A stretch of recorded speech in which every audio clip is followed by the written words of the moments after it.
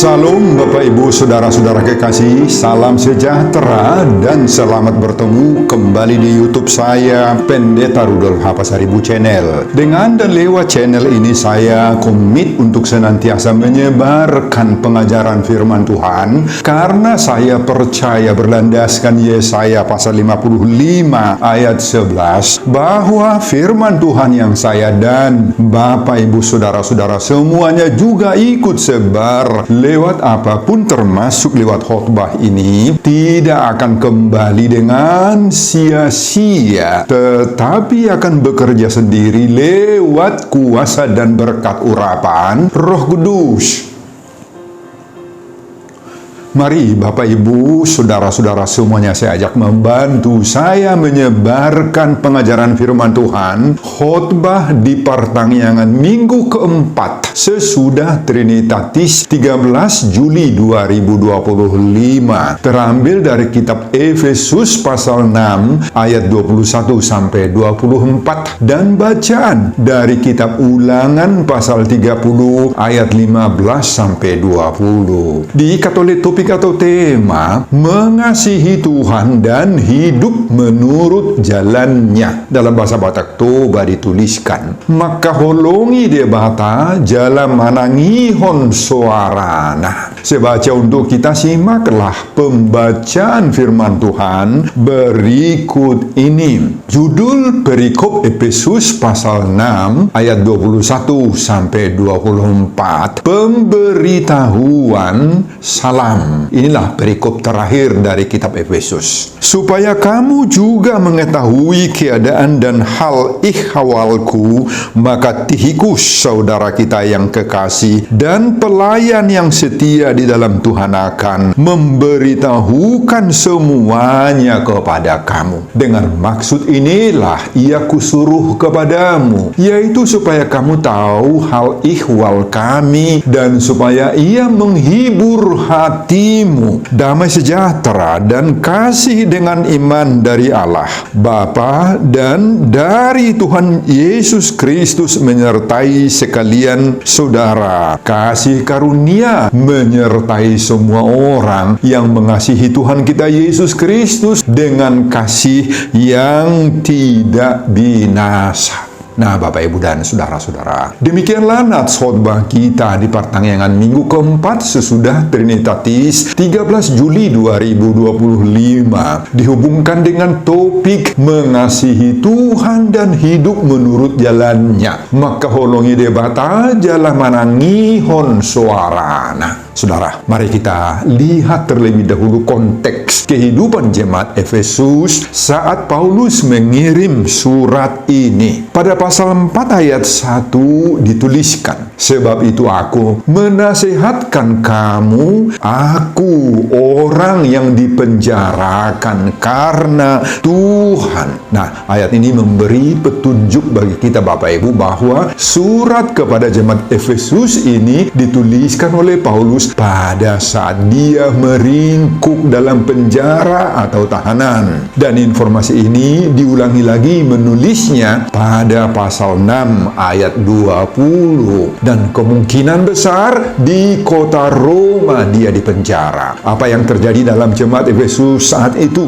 Di Efesus terdapat berbagai-bagai praktek penyembahan kepada dewi Yunani Bapak Ibu, bernama Dewi Artemis, yang dipercayai sebagai dewi pemberi kesuburan. Nah, di kuil ini melayani ratusan pelacur yang dipercaya bisa memberi kemakmuran bagi pelakunya. Paulus pernah melayani sekitar 3 tahun di jemaat Efesus ini, sebagaimana Kisah Rasul-Rasul pasal 20 ayat 31. Dan Paulus sudah juga melihat kecenderungan orang Kristen di kota Efesus itu mau tergoda mengikuti praktek pelacuran suci ini. Di Efesus juga terdapat praktek penyembahan kepada kaisar, yang memang lazim itu dilakukan oleh masyarakat yang ada di Efesus. Dan di antara orang Kristen Kristen juga ada yang terpengaruh mengikutinya disebabkan karena berbagai-bagai paksaan. Dan godaan dari kedua praktek ini semakin kuat dialami oleh orang-orang Kristen di Efesus setelah Paulus meninggalkan kota Efesus itu. Dan berita itu sampai kepada Paulus di saat sedang meringkuk di penjara di kota Roma. Itu sebabnya Paulus menulis dan mengirimkan surat ini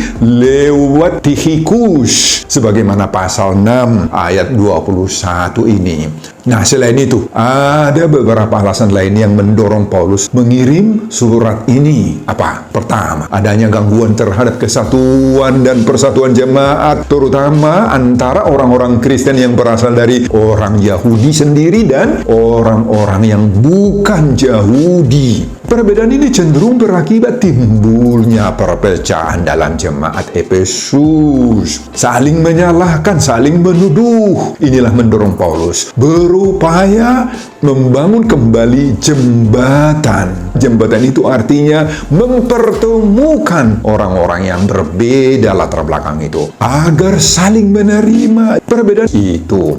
Kedua, timbul berbagai ajaran sesat yang mengancam kemurnian pengajaran Kristen di Efesus. Karena Efesus itu merupakan pusat penyembahan Dewi Artemis, pusat budaya dan agama kafir dan praktik-praktik penyembahan berhala lainnya. Nah, di sana banyak sekali orang Kristen yang terpengaruh. Makanya lewat surat inilah Paulus berusaha melindungi, memagari hidup kerohanian jemaat agar jangan terpengaruh dari ajaran-ajaran sesat yang merusak kerohanian jemaat Kristen di Efesus itu. Nah, Bapak Ibu, itu sebabnya pada ayat 10 sebelum khotbah ini Paulus menulis, akhirnya hendaklah kamu kuat di dalam Tuhan, di dalam kekuatan kuasanya. Nah, saudara, kata akhirnya dalam bahasa Yunani pada ayat 10 ini diterjemahkan dari loipo, artinya henceforth.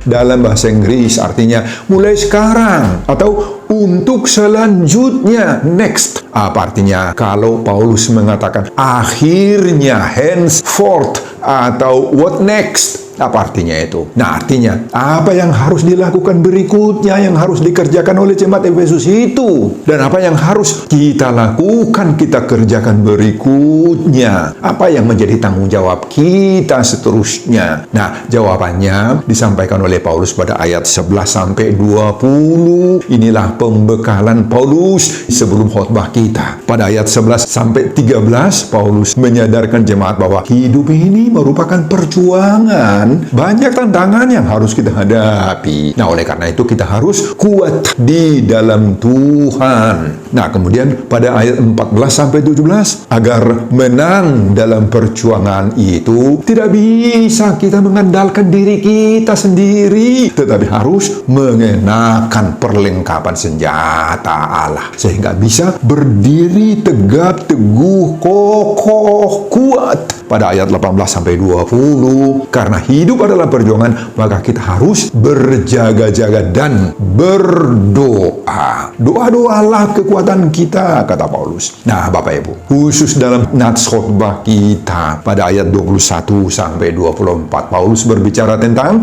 sahabat dan berkat. Pada ayat 21 dan 22, menurut Paulus, ada seorang yang bernama Tikhikus yang bisa menjadi sahabat yang baik, sahabat yang dapat dipercaya. Dialah yang dengan setia menemani Paulus dalam perjalanan misinya Paulus di Efesus. Nah, saat Paulus di penjara, Tikhikus inilah yang diutus oleh Paulus memberi informasi, penjelasan, kabar yang sebenarnya yang dialami oleh Paulus kepada jemaat Efesus itu. Paulus percaya bahwa sebagai sahabat yang baik dan yang dapat dipercaya, yang dalam bahasa Batak Toba haposan, maka Tikhikus pasti akan menceritakan semua yang dialami oleh Paulus itu apa adanya, tanpa melebih-lebihkan atau mengurang-urangi hal yang seharusnya dia ceritakan. Dan pada ayat 20, 23 dan 24 akhir khotbah ini, Paulus menutup surat itu dengan kata-kata berkat, kalimat-kalimat berkat dari Tuhan. Pada ayat 23 disebutkan, damai sejahtera dan kasih daripada Tuhan Yesus Kristus menyertai sekalian saudara.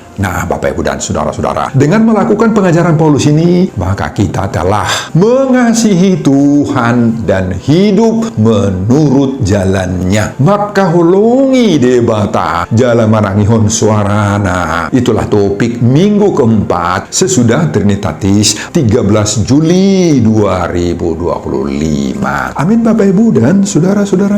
Nah, saudara, itulah isi khotbah kita di pertengahan minggu keempat sesudah Trinitatis 13 Juli 2025, dihubungkan dengan topik minggu mengasihi Tuhan dan hidup menurut jalannya. Maka holongi debata jalan manangihon suarana. Nah, apa pengajaran Tuhan bagi kita lewat khotbah ini? Pengajaran pertama, jadilah sahabat yang baik bagi semua orang. Nah, saudara, dalam khotbah ini Paulus menyaksikan marhatopoton, bagaimana Tihikus baginya merupakan seorang sahabat yang sangat dipercaya dan yang disuruh memberi informasi tentang keadaan Paulus saat di penjara. Tihikus inilah yang menemani Paulus dalam misi pelayanan yang dilakukan Paulus, terutama saat melayani di Efesus. Tihikus mampu menempatkan dirinya sebagai sahabat yang baik bagi Paulus, yang dapat dipercaya, nahaposan, dan rela bersama-sama Paulus, baik dalam keadaan suka maupun dalam keadaan duka. Nah, saudara, kehadiran Tihikus ini dalam diri Paulus menjadi teladan yang baiklah ini bagi kita saat kita mendengar khotbah ini. Siapapun kita, Bapak, Ibu, tentu saja membutuhkan sahabat yang bisa menjadi teman kita, bisa kita menempatkan diri kita juga menjadi sahabat bagi orang lain sana. Nah, ini pertanyaan, apakah kita memiliki sahabat yang bisa kita percayai dan yang bisa berperan membantu kita, terutama di saat menghadapi konflik, di saat menghadapi persoalan-persoalan hidup, atau mungkin saja kita pernah kecewa terhadap orang yang selama ini kita jadikan sahabat, tetapi karena dia tidak seperti yang kita harapkan, maka kita kecewa. Nah, Bapak, Ibu, dan saudara-saudara, ada banyak orang yang silih berganti bersama kita toh. Namun, apakah semua mereka dapat kita jadikan sahabat? Tetapi saya yakin tidak semua dari antara mereka itu yang mampu kita jadikan menjadi sahabat, yang mampu terus mendukung kita layaknya seorang sahabat sejati. Nah, bagaimana sebenarnya? Mari kita coba dulu mengetahui siapa dan bagaimanakah ciri-ciri sahabat yang baik itu. Nah, sahabat yang baik, pertama, jujur dan bisa dipercaya, itu gambaran hidupnya. Sahabat yang baik tidak akan pernah neko-neko, tidak akan pernah menipu, tidak akan pernah membohongi kita. Sahabat yang baik itu akan selalu berbicara jujur dengan niat yang baik, tidak akan mau menggosipi kita kepada orang lain. Dan selain jujur, sahabat yang baik itu juga bisa dipercaya. Rahasia pribadi kita akan aman, tidak akan diumbar-umbar pada orang lain. Inilah pribadi sahabat yang baik. Jadilah kita seperti itu, Bapak, Ibu. Kemudian yang kedua, apa ciri-ciri dan bagaimana gambaran hidup dari seorang sahabat itu? Setia, baik dalam suka maupun duka. Nah, untuk mendapatkan seorang sahabat yang baik, kita membutuhkan waktu tentunya. Ada prosesnya, Bapak, Ibu. Jadi untuk menemukan sahabat sejati itu tidak instan, tidak otomatis, Bapak, Ibu. Harus ada proses pertemanan kita yang cukup lama. Seorang sahabat dapat membuktikan persahabatan yang baik kalau dia hadir pada setiap peristiwa, baik ketika kita mengalami suka maupun mengalami duka. Seperti itulah Tihikus, sahabat yang baik bagi Paulus di sini. Nah, kita pun harus seperti itu, Bapak, Ibu. Seorang sahabat tidak hanya menunjukkan kebaikannya pada saat keberhasilan atau sukacita kita alami, tetapi justru sebaliknya, dialah penopang, tim support supporting kita lah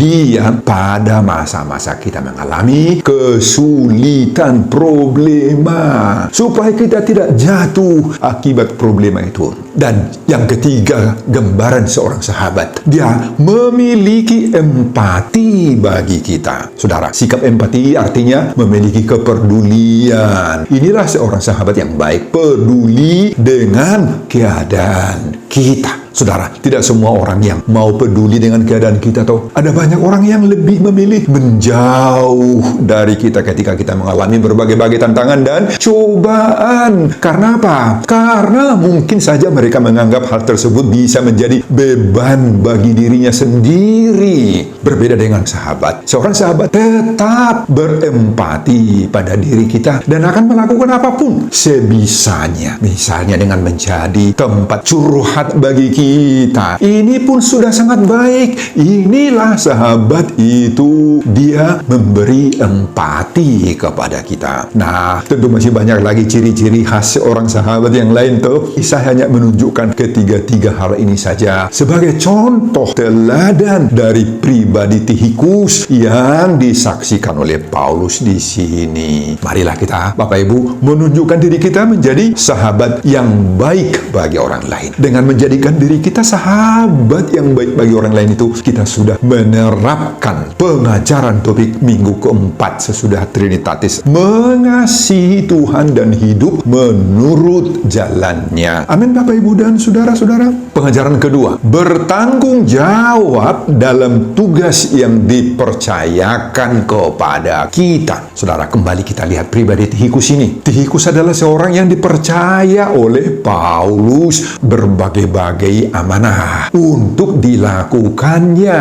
Tihikus ini orang yang dipercayakan Paulus, Bapak Ibu. Kepada Tihikuslah dipercayakan Paulus berbagai-bagai tugas, amanah, dan misi yang harus dikerjakannya. Salah satu tugas yang diamanahkan Paulus kepada Tihikus adalah menyampaikan informasi tentang diri, tentang penderitaan, pengalaman, dan keadaan Paulus pada saat dia sedang berada di penjara. Nah, tugas lain dari Tihikus adalah untuk menggembalakan jemaat Efesus yang saat itu menghadapi berbagai-bagai cobaan. Ada banyak pengaruh-pengaruh ajaran sesat agar iman mereka, jemaat Efesus itu, bertahan dan tidak ada yang jatuh kepada penyembahan berhala-berhala yang begitu ramai pada saat itu di Efesus. Nah, Bapak Ibu, tugas ini tidak mudah, toh. Tidak mudah dilakukan, diemban oleh Tihikus. Tugas ini sangat berat dan penuh risiko, riskan sekali dilakukan oleh Tihikus. Tetapi semua tugas yang dipikulkan oleh Paulus kepada Tihikus itu, Bapak Ibu, dilakukannya penuh tanggung jawab, sehingga pribadi Tihikus sungguh-sungguh sangat-sangat dipercaya oleh Paulus. Nah, Bapak Ibu dan saudara-saudara, sikap pribadi dan tanggung jawab yang dipikul oleh Tihikus ini sekarang menjadi pelajaran berharga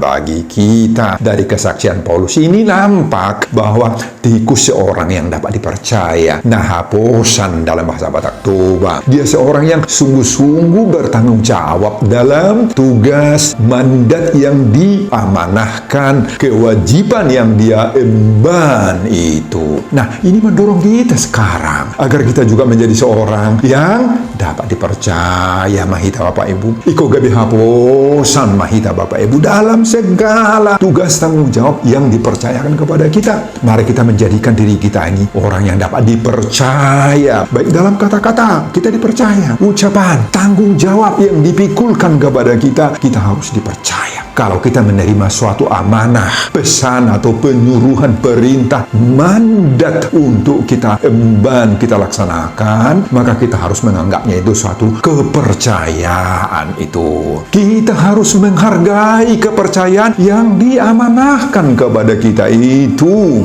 Kalau mandat itu berupa jabatan gerejawi misalnya, kita menjadi perhaladuni huria, maka jadilah kita seorang perhaladu yang dedicated, yang sungguh-sungguh mengemban tugas tanggung jawab kita sebagai perhalado tanpa melihat materi, uang, atau penghormatan duniawi lainnya. Memang itu akan ada, kita dapat, tetapi hargai dan embanlah penuh sukacita dan semangat tugas yang dipercayakan kepada kita. Ini yang paling penting. Demikian juga bila saudara menerima tugas, baik itu di pemerintahan, di perusahaan, di organisasi, di tempat kerja lainnya. Nah, pandanglah tugasmu itu sebagai amanah dari Tuhan itu. Lewat lembaga yang menyuruh kamu kerjakan sebaik-baiknya, jadilah orang yang dipercaya. Hapo sama hitadisi, jadilah berkat di mana kamu mengabdi ditempatkan oleh Tuhan. Lewat semua tugas dan tanggung jawab yang kita emban itu Bapak Ibu, maka kita sudah menunjukkan bahwa kita mengasihi Tuhan dan hidup menurut jalannya. Maka holongi debata jalan manangi hoswarana sebagaimana topik minggu keempat sesudah Trinitatis 13 Juli 2025. Amin Bapak Ibu dan saudara-saudara.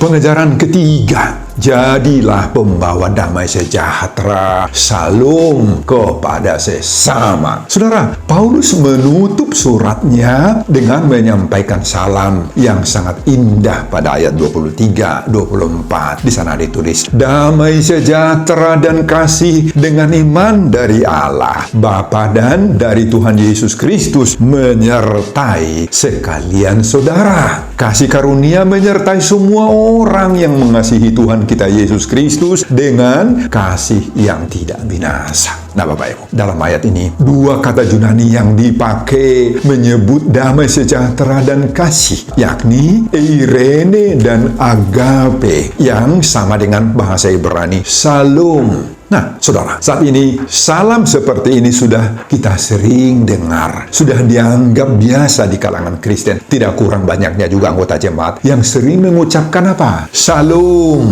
karena dianggap merupakan sapaan umum kekristenan. Kata salam itu, banyak yang menganggap bahwa ucapan salam itu merupakan ucapan dan sapaan biasa yang sudah umum dalam kehidupan orang Kristen. Nah, saudara, perlu kita pahami. Sekali lagi perlu kita pahami bahwa ucapan salam bagi masyarakat Yahudi, masyarakat Israel, itu berarti damai sejahtera bagi kamu. Nah, kalimat itu, ucapan itu tidak sembarang itu diucapkan oleh orang Israel, orang Yahudi, Bapak Ibu. Tidak sembarang diucapkan setiap orang, bukan. Perlu kita ketahui bahwa ucapan salam itu mengandung pengertian dan maksud yang dalam sekali. Nah, setiap orang yang mengucapkan salam itu sudah pasti sadar dan tahu betul bahwa dia sudah harus rela berkorban seberat apapun untuk membantu menolong orang yang disapanya itu ketika diperhadapkan dengan berbagai-bagai ancaman hidup. Orang yang mengucapkan salam damai sejahtera bagi kamu harus bisa menjadi saluran berkat, saluran anugerah dan kasih karunia Tuhan, serta harus bisa mendatangkan kebahagiaan, damai sejahtera bagi orang lain. Itu artinya salam Bapak Ibu. Inilah ajakan Paulus kepada jemaat Efesus yang saat itu mengalami banyak tantangan dan pergumulan. Banyak yang perlu dibantu di sana, ditolong dan diselamatkan di jemaat Efesus itu. Dan inilah sekarang yang dipromosikan oleh Paulus bagi kita ketika kita mendengar khotbah ini, agar kita juga ikut menjadi saluran berkat. Kita menjadi pembawa damai, pembawa kebahagiaan, sukacita bagi orang lain yang banyak menderita seperti jemaat Efesus. Nah Bapak Ibu, alangkah baiknya kalau mulai sekarang kita sadar terlebih dahulu bahwa ungkapan atau seruan salam itu bukan sembarang seruan yang biasa ya. Ungkapan salam atau damai sejahtera bagi kamu itu tidak hanya sekedar berarti horas madihamu, horas madihita, saja. Nggak sekedar berarti itu Bapak Ibu,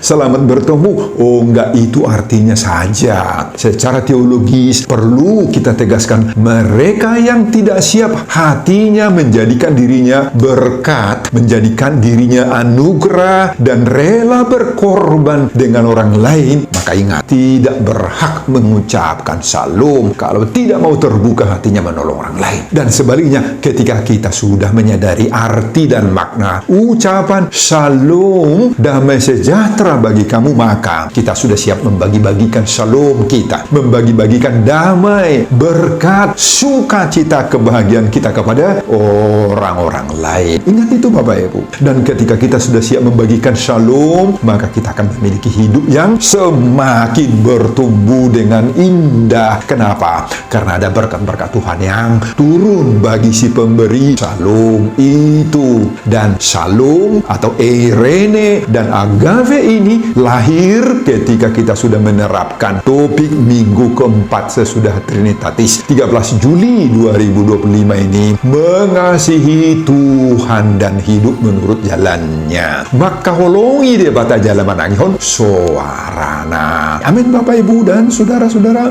Sebelum saya mengakhiri khotbah ini kembali, saya mengajak Bapak Ibu dan saudara-saudara untuk membantu saya menyebarkan pengajaran firman Tuhan khotbah di pertengahan minggu keempat sesudah Trinitatis 13 Juli 2025 dari Efesus pasal 6 ayat 21 sampai 24 ini, agar semakin banyak orang yang mau sungguh-sungguh mengasihi Tuhan dan hidup menurut jalannya. Maka holongi dia bata jala manangihon suarana termotivasi lewat khotbah ini. Simak juga video-video khotbah saya yang lain agar Bapak Ibu dan saudara-saudara memiliki sentuhan dan pemahaman rohani yang semakin diperkaya. Buka di YouTube saya, Pendeta Rudolf Hapasaripu Channel. Selamat mengikuti pada pertengahan minggu keempat sesudah Trinitatis. Tuhan Yesus memberkati kita. Salam Horas. Amin. Terima kasih Tuhan untuk firman ini memberi kekuatan topangan bagi kami Tuhan ketika kami diperhadapkan dengan berbagai